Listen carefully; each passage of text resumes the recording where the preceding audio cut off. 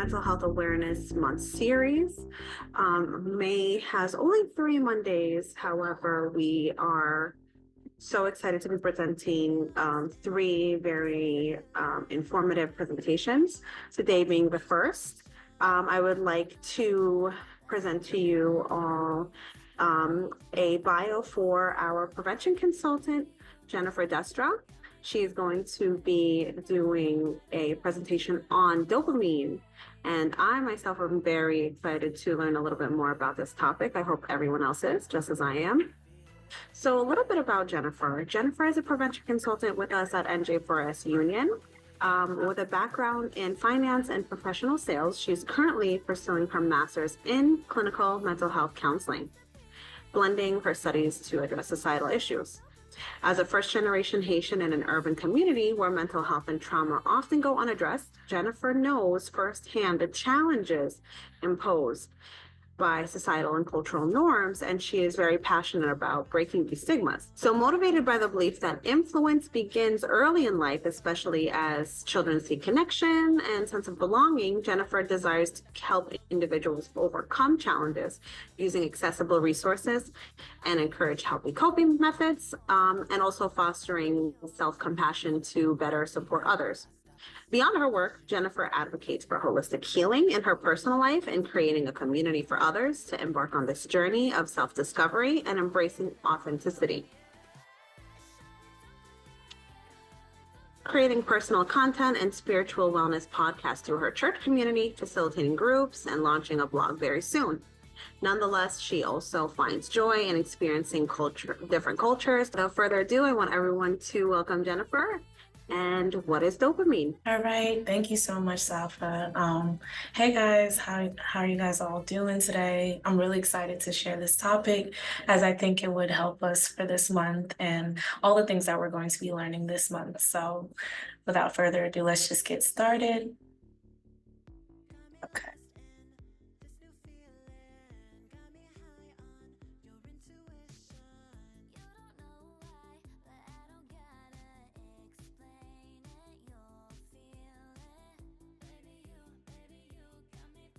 Can you guys see my screen? Okay. Jennifer, just click the display settings real quick. All right.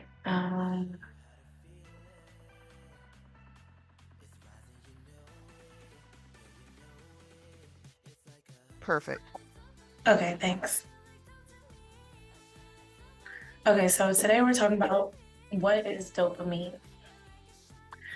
All right, so just before we start, just a couple friendly reminders, just for us to be mindful of one another. Mental health awareness is about like our personal mental health, but as well as being mindful of those around us so that we can be conscious of how our actions may affect one another. Another thing is you can practice managing your dopamine levels today by silencing or putting away your phones or devices to avoid distractions. This will just, ensure that we're all focusing on one another and just, soaking in everything that this presentation has. So this is the agenda for today, what we'll be learning and discussing, going into depth about what is dopamine, how does it work, how does it affect teens specifically, and how does it affect us overall holistically, and how we can manage our dopamine levels. So before I get started, what do you guys know about dopamine? You feel free to unmute yourself or type in the chat box what you guys think about dopamine.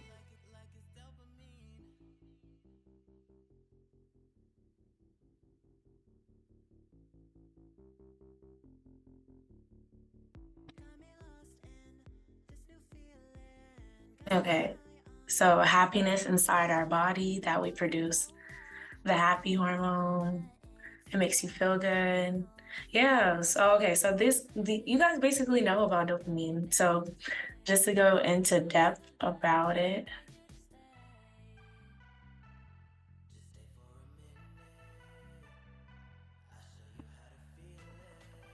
So dopamine is a neurotransmitter. It's a type of chemical messenger in the brain that plays a big role in how we experience pleasure and motivation. It's often called the feel-good chemical, and it's naturally produced in the foods that we eat. So like, yes, like a lot of you guys said, it is the happy hormone, it's the neurotransmitter in our brain that influences how we feel good. Like it sends that rush and kind of reinforces us to do things that make us feel good. And with it being naturally produced in foods that we eat, the first dose of dopamine we get is actually from a mother's milk. So that is the start off, and then foods that are like high in protein gives us what we need to produce dopamine in our body. So how does it work? There's tons of neurotransmitters in our brains, which basically sends us signals on how to do certain things, how to operate, how to process certain emotions and feelings. So with dopamine, it is something that triggers. So like a stimulus happens, something grabs your attention or makes you feel good. So in this example, I said like the smell of food. So like you ever walk into the kitchen, you're like, oh my gosh, like that smells so good. That's that thing that, and then eventually like what it does is sends a response anticipating you to want to go after. Now it makes you be like, oh, like what you cooking there, like what's going on?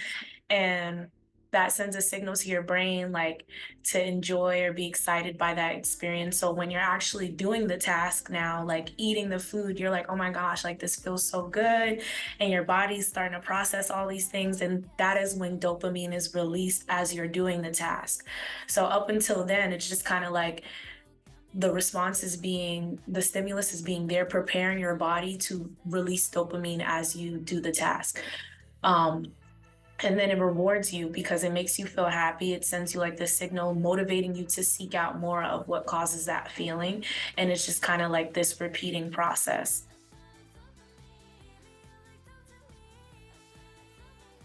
So like I said before, dopamine could be compared to other neurotransmitters.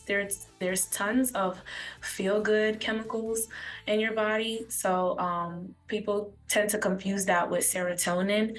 Serotonin is more so like your well-being. So it sends you like signals to, regulate, going to sleep and eating good foods and stuff like that, to relax when you're feeling stressed. And then there's norepinephrine, which is more like the focus neurotransmitter, which makes you feel good, but it's in a way that like tries to bring you back to safety or tries to like have that fight or flight motion when you feel like you're in danger. So this one's more typically related to like high anxiety, and it sends other signals. But dopamine, the one that we're going to focus on, is more like motivation, pleasure, reinforcement, kind of rewarding you to do things that make you feel good. Another common examples that people tend to relate this to is the oxytocin, which is like the love hormone that kind of sends signals when you're feeling good or you're feeling affectionate. And then also endorphins, but this one's more so like when you're exercising, and it's released to help you cope with like pain and stress.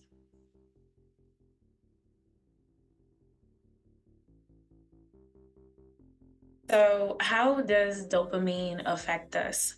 So based on like the neurotransmitters that I've mentioned before, how do you feel like dopamine affects you personally?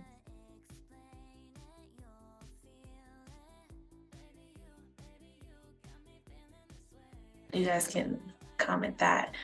And you can also talk about some things that like that you think triggers dopamine for you. So for me, it's like when I'm eating, like I said, I'm a big eater. I love eating good food. I love trying new restaurants. I love going out with my friends and spending time with people. So like, I know that gives me pleasure. I mean, sometimes too much because, we need to find balance in those things. Ben said it increases pleasure, satisfaction, and motivation. Yeah. Formula One in cars brings me lots of dopamine. We know that's Rachel. So, um, so yes, dopamine is that release that, reminds you like, okay, like I'm feeling good. This makes me feel good. For a lot of us, it could be like, traveling, going on vacation, watching my favorite TV shows. Okay, so we're all getting the idea, like getting, used to what dopamine does for us.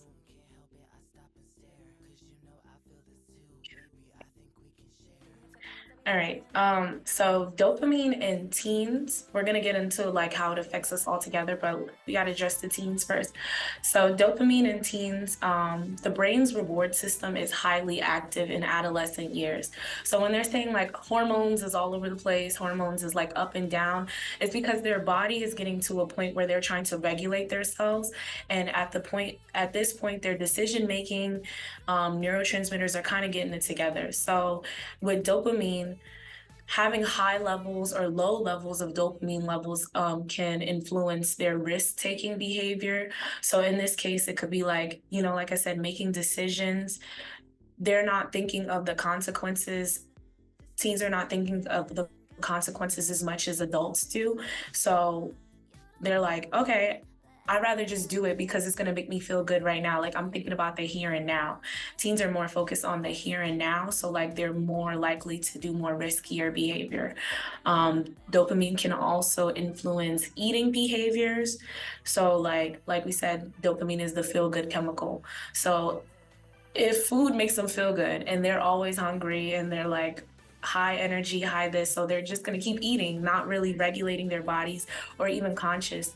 Or on the opposite spectrum, if someone has like issues with eating, dopamine may they may feel that release to like stay away from certain foods because they're more focused on their appearance or things like that. So it could affect eating behaviors in that age.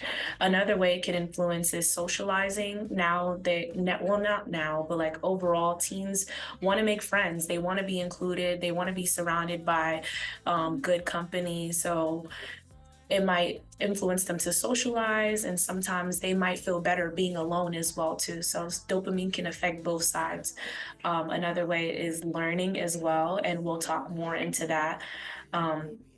Decision making and influence, body and mood and body regulation. So in this age, in these prime years, teens are more focused on like what their friends are saying or what their community around them is associated with. So when they're having high level or low level dopamines or just an imbalance in overall, it really affects how they're making their decisions because they're more so focused on like what will make them look good right now. And so it may lead to like positive decisions like being involved in communities or sports or activities that might reinforce those positive behaviors that make them feel included. But it could also negatively impact them because they could, be more likely to take more riskier behaviors or do decisions that they may not feel good about it later, but it made them feel included right then and there. So this could be entering like toxic relationships or being around the wrong company or like choosing to neglect homework and school for like going out or sleep and video games and stuff like that. So, how it influences our mood and emotions.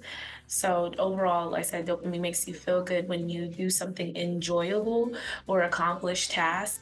So whenever you're feeling good, like you're accomplishing a goal or like you're around good company, dopamine acts as that rush that you feel in your body. Like for instance, someone be like, "Oh my God, you look so cute today," and you're like, "Thank you." That dopamine, that feeling of reassurance that you're getting is dopamine releasing in your body. It's like, that felt good. Like, you know what? Maybe I'm going to wear this top next week or all this week because somebody said I look good. So when levels are imbalanced, it can cause a fluctuation in mood and energy. So this could lead to like issues with instant gratification. So something like someone liking your photo on social media, now you're like, oh my God, like they like my photo, they think I'm cute now. So now when you post a photo, your body is like remembering that feeling that you got when you got photos and your likes. And if you tend to that behavior or you tend to that stimulus that is like anticipating you wanting to post more photos or maybe pose this way or do that, it may prompt you to go on social media and constantly check your phone for likes or check your phone to see who's watching your story. So a little bit more into the instant gratification. Instant gratification is wanting or seeking immediate satisfaction rather than delaying for larger delayed rewards. So instant gratification triggers a release of dopamine. And like I said, it could be a good thing when it's pursuing you to go after something quickly, maybe like getting to a task really quickly so that you can complete it. But in this case, it could affect dopamine levels when we're going for the quick and easier option when we could delay it for a better option. So like, for instance, I could want to hang out with my friends all weekend long. You know, it was Cinco de Mayo yesterday, so like we were having a good time. But then in the back of my head, I'm like, yo, we got this paper due. Like, so sometimes you may compromise larger delayed rewards, which is like a good grade or just like doing something long term, maybe even saving your finances for the right now. So like I said, the impact, it could lead to impulsive decision making and addictive behaviors. And then over time, it can undermine long-term goals and well-being. I like to say, like, now we're in this generation of comfort culture because now we have everything easily accessible to us. So like social media, our phones, like now, like who knows what an encyclopedia is, to be honest. So like, but when we have Google, now we can look up things, now we can get everything's at the click of a button. And that's a blessing and that's a good thing, but also it can undermine us because now we don't like waiting for things. We don't like you know, balancing and telling ourselves no, because we can get it anyway, anyhow. So some other examples that I like to put out there is online shopping. Who goes to the mall? Like, raise your hand if you go to the mall still. I mean, I still do, but like not as much anymore. Like, I'm definitely an online shopper as well. And now people are like not even managing their finances because you're like, oh, I'm gonna just put it on the card. I'm gonna just pay back later. Or we're just like, you know, we're not focusing on our wardrobe, and then you realize that you got this big closet filled with so much stuff and now you need to get rid of some stuff. So it messes with the finances as well. Eating junk food is another one. This could relate to the teens, but as well as everybody. You know, we eat a snack and we're like, that feels good, like that tasted good. But then when we keep doing it so much, because it's like, you know, I'd rather just eat a snack, we're like missing out on real healthy meals. We're not training our body to just wait until we're actually hungry. We're just going to constantly keep snacking. And then we're like compromising our health in this case. Another thing would be like unbalanced relationships. Now, like anybody loves talking about red flags. Why? Because we see red flags after we get out of certain relationships. Because when we're in it, we're like, I have a bae, like I have in a relationship, things are feeling good, things are doing good. And we're not really like focusing like, oh my gosh, like this is a trait that I can't see myself being with long time, because we're holding on to the fact that like, no, right now I'm cuffed. Like I'm not like y'all single people. I mean, but we have to like train our bodies. And that's another thing. Although neurotransmitters in our neural pathways get addicted or just used to certain qualities or traits or habits that we get ourselves into, we can always reverse those things with constant repetition or just practicing those things. And slowly but surely, like, because I don't know if you guys gotten out of any like crazy relationships, whether it be a friendship or a personal relationship, but like afterwards and you saw those red flags, you're like, you know what, I'm gonna just vet people out. Like I'm gonna just make sure that I look at things, or like even with the food, I'm gonna not eat this thing because it made me feel really bad and it made my sugar go up or whatever the case may be. So with instant gratification, it has to do with like compromising. No, don't compromise your values for what is really worth it in the long run. So going back into dopamine and learning, we touched on that a little bit with the teens, but this is just overall. So dopamine influences learning by encouraging us to repeat behaviors related to positive outcomes like praise or achievements. So yeah, like dopamine is that rush feeling that makes you feel good. So when people, like I said, give you a compliment or you achieve tasks, you feel good about it. It makes you want to do more. But with the tied in with the instant gratification, now we're in a thing like, okay, we did something that feels good and we have to like constantly push ourselves now to accomplish more goals. So with dopamine, it enhances motivation and attention. So it makes you more willing and invested. So if you've already like started something or started a task and you like accomplished something and people give you praise about it, it constantly makes you want to do more. Like we're in this job together. being in a work culture that motivates you to do more in your job, like in a way that you feel accomplished and the company feels accomplished, because then it's going to enforce you to do your job. So what it does, it strengthens neural pathways to aid in memory as well. So your body and your mind works together to remember the things that you done well in. So when you got that honor roll in second grade, or that student of the month because you showed up on time, you're gonna be like, yo, mom, we're running late to school. Like we gotta get going because we're doing good.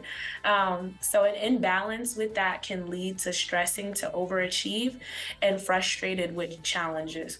So dopamine can help because when people praise you for doing good, or when you praise yourself for doing good, and you keep motivating yourself to do like challenging things, it actually strengthens neural pathways to do things that are more challenging, and it strengthens those neural pathways to like go back and remember how you did those things, so that you can go back in these situations currently and handle them. Like you went through it before, you can get through it now.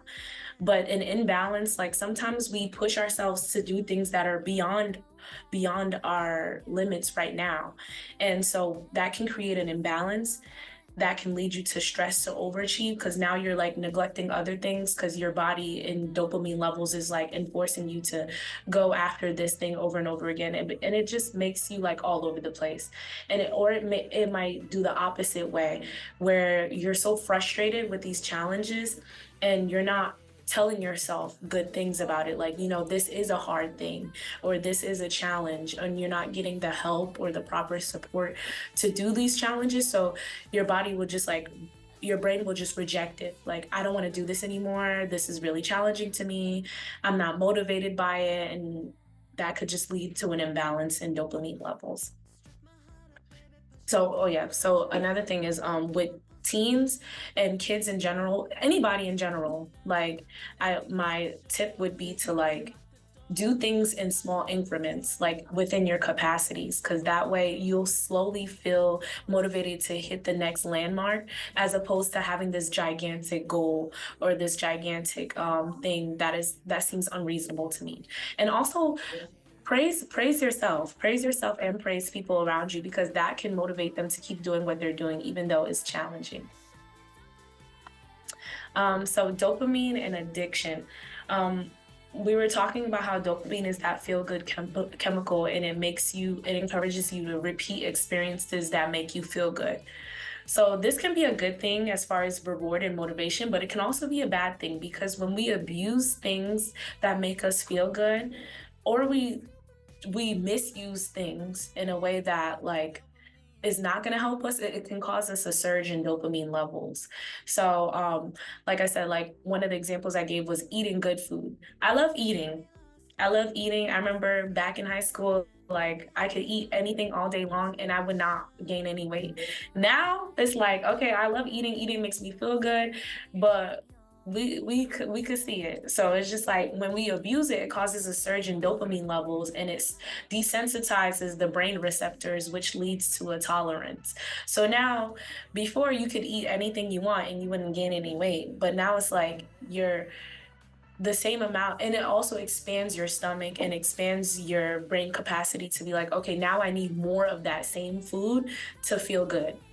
Now it's like, okay, one Popeye sandwich used to do it for me. Now I need 2 and some fries and some mashed potatoes, because we're tolerating. And so this can induce bigger cravings and doing more to get that same feeling or high. So this could be related to like drugs, the online shopping, alcohol, because now your body is creating a tolerance to these things, and now it's gonna reinforce you to go down that pathway. And since it's the feel good, when you're in areas or moments of stress, or you're frustrating, or you're just in a period of inactivity, like not doing anything, your body's gonna want to do something to make you feel good, and your brain is gonna send that signal like, okay, what can we do to make ourselves feel better about today? And so that can cause you to go after those things. And after a while, abusing those things, other environmental cues can start to trigger you. So before, it used to be like, okay, I could pass the Popeyes, and now I'm like, oh my gosh, like I want a chicken sandwich. Now it's like, I'm just sitting here like struggling with this paper, and I'm like, you know what, I'm about to go eat because now I'm not feeling it. I'm feeling challenged, and I just want to do something to feel good. And long-term use can change brain wiring. So eating was one example, but a couple of the other examples is going back to the social media or just even liking the attention. Attention is a good thing, but when we abuse it, like we rely on people's validation or rely on people's attention or people like feeling good by us putting ourselves out there, it can cause us to like want to seek after that and be addicted to attention, being addicted to people wanting to like us on social media. And it undermines your self-awareness, your self-value, your self-esteem, because now you're like dependent on those. Another one is drugs and alcohol. It can mentally change your brain wiring, but also just that reliance and those dependence on those things can make you want to increase and just use more because your body will start to create a tolerance. And then, like I said, the online shopping, now we're neglecting finances because we know like whenever we're feeling stressed, we going on a shopping spree. We call it, there's this thing called retail therapy, because now it's like, okay, I'm not feeling good, I'm going to go shopping, and I don't care what the bank account looks like right now, because right now that's the solution. And so we have to be very mindful of these things because this can change your brain wiring. And I always tell my friends and my family that like unlearning is much harder than learning. So being exposed to that can actually like, it is a lot of work in the long run if you want to stop these behaviors. So you can actually stop those things, just as you can like I said, do smaller goals to reach accomplishments. You can also do small goals to unreach those behaviors as well too. So like limiting your behaviors or putting yourself on a budget or on like a time that you eat and stuff like that can definitely help those things. Another way dopamine helps is with movement. So it's, like I said, is with the pleasure and reward system, but it also helps control movement in the brain's motor system. So it ensures that movements are smooth, coordinated, and purposeful. So for instance, like a baby or a child that's learning to ride a bike, as you start to get into the motion, it starts to recall how to pedal and how to do those things. It starts to build that confidence for you to keep going and keep doing those things. So even something as simple that we don't acknowledge as much, but walking, we don't think it's like, for those of us who walk every day, like we're just thinking this is something that we do, but no, our brain is going back into our memory and reminding us like, how do you put your feet on the floor? How do you walk in front of you? And for those who are like in accidents or anything like that, or have disorders or have to go through the process of learning how to walk again, they're using those dopamine levels to send those signals to like remind them that they can do this or make those moves more confident. And so a disruption or loss of dopamine signaling neurons may cause challenges in controlling your movements, like trembling or stiffness. So my example was like someone who plays football. They're very confident when they're playing because dopamine is ensuring them like, oh, this is how the play works, this is how everything works. But if they got into a concussion or they got hit really hard, it disrupts their dopamine signal, and now they're having to like put those pieces back together, and that's how dopamine helps in that way. So now dopamine and the mental health. So we've been talking about how like dopamine, like when we have a low level or a high level or dysregulated, like how it affects our mental health. So low dopamine levels and a decrease in dopamine levels can contribute to mood disorders like bipolar, depression, suicidal thoughts. And this is because like we don't have enough of those neurotransmitters that are making us feel good. So now we're not feeling good. And I think that's pretty self-explanation. High dopamine or dysregulation. So excessive activity in certain areas can produce hallucinations, delusions, disorganized thinking, and linked to disorders like schizophrenia and ADHD. So because we have those high dopamine levels, like it's like we're almost on this high, and like now we're thinking of all these different things to make us feel good, and we're not focused. So it can link to those type of disorders. And then like impact of motivation and reward process. processing. So stress or compulsive behaviors can repeat bad habits or reject things that we find challenging over time. So in this case of May being Mental Health Awareness Month, it's good to constantly do self-check-ins with ourselves so that we're mindful of like, okay, how am I feeling right now? Like, am I feeling very anxious? Am I feeling like disorganized? It could be because you're having high dopamine levels or you're dysregulated because like you need to like sit down and kind of regulate yourself. Low dopamine levels is like, okay, I'm not feeling well. I'm feeling kind of sad. I'm feeling a little bit depressed today or just not in tune with myself. Maybe you need to go outside, do something that makes you feel good, eat something, eat a good meal, or like get some sleep. And these things like, and as far as like motivation and reward processing, when we do things over and over, we constantly stress ourselves. We tend to do things without even thinking, and that affects how we act around others and how we consider others, and even within ourselves, because we're much harder on ourselves than people actually are. So how can we regulate our dopamine levels? Before we go into the statistics on what they say, how do you guys regulate your dopamine levels?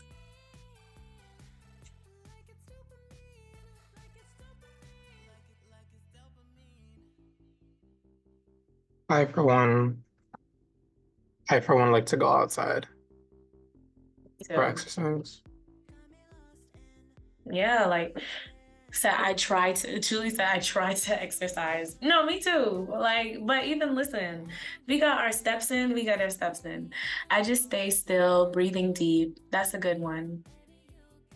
I love to go outside too. The sun is so healing. No, that's a real good one because like, I don't know, like winter depression is a real thing. Like because it's cold and we're inside and we're like kind of stuck with ourselves.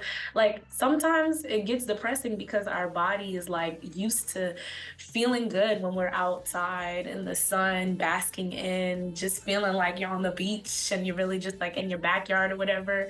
And it starts to like invoke those seasons, and even with the outside and seeing different scenery, we seeing all those colors outside, it starts to regulate our dopamine levels.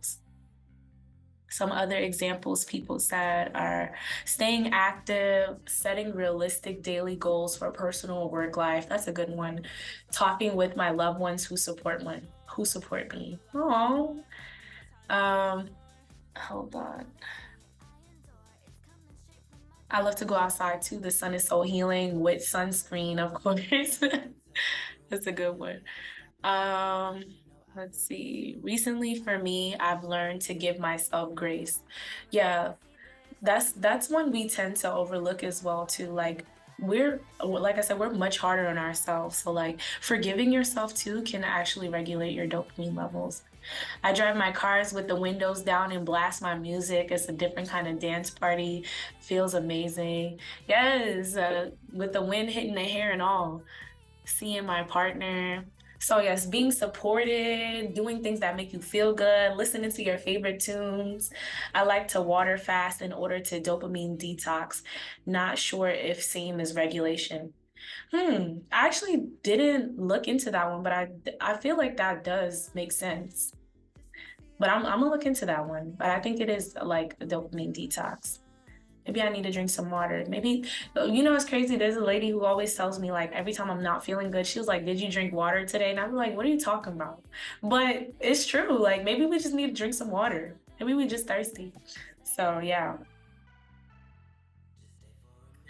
So ways we can regulate our dopamine levels are regular exercise. I know they always say like, okay, exercise is key, but I'm guessing really is key. Like, and it is true because which when we have like coordinated movements or we move our bodies, it regulates our body, you know, we're getting outside, those type of things, and it releases too, like sweat. You'd be surprised how many things we hold into our sweat. Like, so releasing, doing all those things can help us regulate our dopamine levels. Another thing is eating a balanced diet. So like I said, with junk food, yes, it makes you feel good, but it doesn't have any nutritional benefits. And so what we put into our body actually helps regulate our moods. Me and Armando have been on this Earl Grey tea drinking spree because it helps boost energy, and it's been doing it. Like, it really is, because I'm not like a coffee girl, but the Earl Grey has me chilling in the office doing my thing. So like another thing that helps influence dopamine specifically is eating foods that are high in protein, because those regulate your dopamine levels, and it actually has your body having something to digest on, because we can eat a lot of different things with different nutrients, but our body needs protein to kind of like process all those things that go into our body. Getting adequate sleep can also influence dopamine levels. So like when we're not sleeping, it decreases our dopamine levels. And so since dopamine is the feel good and it's associated with pleasure, motivation, and reward, we start to wake up feeling like we don't want to do anything. And then we try to find other things to make us feel good. And you like wake up type cranky and you go to work, and now you're like not even motivated to do your work. So it all trickles down based on dopamine. So getting some sleep, and even I read that too much sleep can actually dysregulate your dopamine levels as well too, because now we're like, I don't know, I could get mad sleep and I still end up feeling groggy. Or if I get like a good amount of sleep, like I still feel like I'm too lax now. Like now I don't want to do as much things. So that too. Managing stress is a good one. I feel like that's like the overall umbrella under mental health, is being in tune with ourselves and realizing like what is stressing us, like what is making me not feel at ease with myself, or what do I need to do to make myself feel good. Like if I had a long, busy day, sometimes popping my feet up on the bed and just watching a good show, or just going home and eating a good meal can help increase your dopamine levels. Or even if you're feeling overwhelmed, taking those things, like someone said, to de-stress, setting reasonable goals, giving yourself grace can definitely help with those things. So yes, the next one, setting and achieving goals in reasonable steps. Yes, like we can trick ourselves into getting good levels of dopamine. Like instead of saying, by the end of the day, I'm gonna do XYZ. You can do the first step to those things. Like, okay, if you have a huge paper to do, I'll feel good about myself if I just get my sources or my articles down. So setting goals and reasonable steps can make you work towards bigger goals and not have to do the detour route. And then engaging in hobbies and activities that support you. So being in communities, being in sports, activities, like we said, going out, getting in the sun. It's summertime, getting on that beach. So all these things can make you feel good. Another way is avoiding drugs and other addictive behaviors. So we did talk about how like instant gratification and doing those things that make you feel good but not really like is good for you can disrupt your dopamine levels and lead to a tolerance. So like we said, substance abuse can impair dopamine signals and lead to mental health disorders. So because we're doing things that make us feel good right now, or it's not necessarily for our bodies, as we abuse them, our bodies start to rewire in ways that the minute you feel stressed, the minute that you feel bored, the minute that you feel alone, or feelings that are not typically like within support and love and care, you're going to go down that route. And it sends you down that pathway to get that release some way, somehow. So substance abuse can work. So avoiding those things and even those addictive behaviors can definitely put you on the path to rewiring your dopamine levels. So before doing that, like acknowledging, even just the fact that you acknowledging that you have an addiction to something, and start to do the self-care work. We're constantly on a self-care, self-awareness journey within ourselves, where we're learning like, you know what, like I'm listening to some of these webinars and presentations, and I'll go home and I'll be like, oh my gosh, they were talking about me. So like, and in those moments, acknowledging those things and starting to do the root work of those things and address the underlying issues can reduce those repeated behaviors. Because I think it was Julia, she said to me, like, crime is a symptom of something else. So like, even addictions are a symptom of an underlying issue that we're not addressing within ourselves. So like acknowledging that can get you on the path. And then seeking help. We can't do this thing alone. Like this life thing, we cannot do it by ourselves. So sometimes our battles, we need support. We need the right professionals to help us promote healthier coping skills to reduce the reliance on unhealthy habits. If I notice that I'm having a problem or like, I'm having an issue with something, going to people that have been through what I've been through can definitely help me. And even like as they're helping me reverse those negative behaviors, just the support itself is going to help me induce my dopamine levels. So that led to my last point, which is like healthy communities and boundaries can help you rebuild your reward system. As you're getting help from these things, there may be less stigma around like addiction and negative behaviors, but better you admit with yourself and then get the right support. And as you're in those support and in those communities, it'll already start to help your dopamine levels. And then as you start to practice better, healthier coping skills, it'll reverse those things that you're trying to unlearn and rebuild your reward system. You're like, okay, I used to hang out with these group of people and they weren't really, helping me do the right things. Now I'm in this community. I can talk to my coworkers, I can talk to my friends, my family, my support system. And the right community will respect you for it. They'll respect the boundaries that you start to set around them. They'll start to respect the fact that you don't go to certain things anymore. You don't hang around certain things because it's not beneficial for you. Your shopping friend, whoever you used to go to the mall with all the time, like, listen, I'm on a budget now. It's not in the budget. So those things can help you repair your reward system. So just to bring it back, so some key points about what is dopamine. It is the neurotransmitter in your brain that affects pleasure and reward. So there are tons of neurotransmitters in your brains. We're only focused about dopamine today. So like asking yourself, like, what brings me pleasure? And ask yourself, are these things good or am I doing them in moderation? That's actually like a good journaling activity if you want to do that on your own time. And so what it does, it motivates and encourages us to do things that makes us feel good. So, reminding ourselves what makes us feel good, what brings us back to that place of stability that, in this month and just in general with our mental health, the goal is always stability. The goal is always to be in alignment with ourselves. So if we're on 10 24/7 and we're doing things that are constantly putting in emotion where we're not reflecting on ourselves, let's bring us back to the things that make us feel good. And it may not be the same thing for everybody. Some people could just be like, oh, you know what, I like staying home. Some people could be like, you know what, I like going out.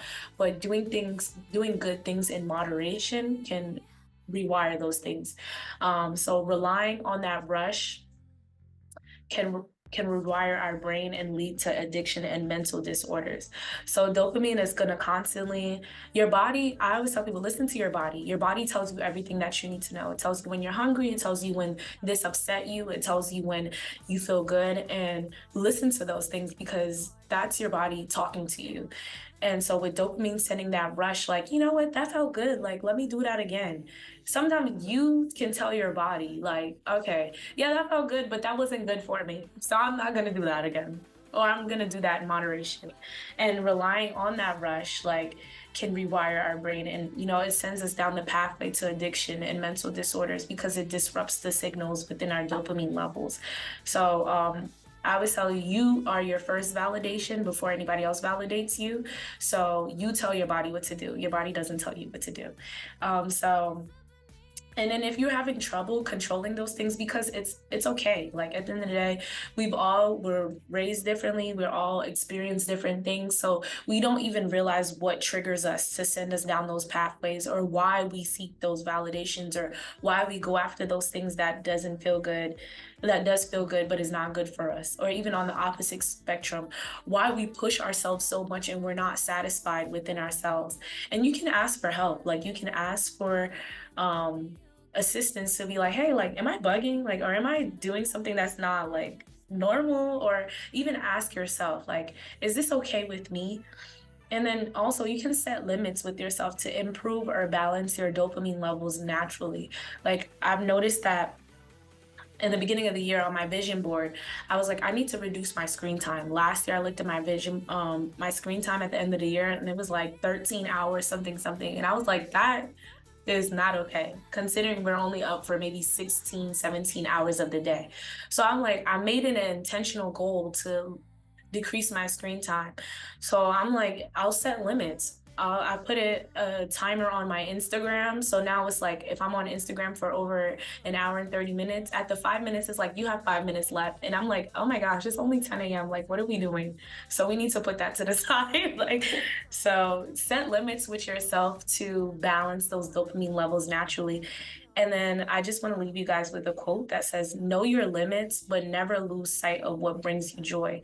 Because at the end of the day, we're our biggest critics to ourselves. And we know what is good for us, what is not good for us, but keep doing the things that make you happy. Maybe if you do have an imbalance in dopamine levels, you can always bring yourself back to balance by reminding yourself, like, this makes me feel good. This I can do. Well, what can you do? So that is really all I have for today. That is my presentation. And thank you guys. Wow, thank you so much, Jennifer. I know I learned a whole bunch from this presentation. I think that a lot of us can relate and take away some pretty valuable tips and information. I hope everyone learned something new today. I'm sure, I sure did. So again, thank you so much. If you all have enjoyed this presentation and want to keep up with what NJ4S Union Hub is doing in the community, please follow us on social media at NJ4S Union, or if you have any questions about our programming, please feel free to email us at NJ4SUnion@preventionmoves.org.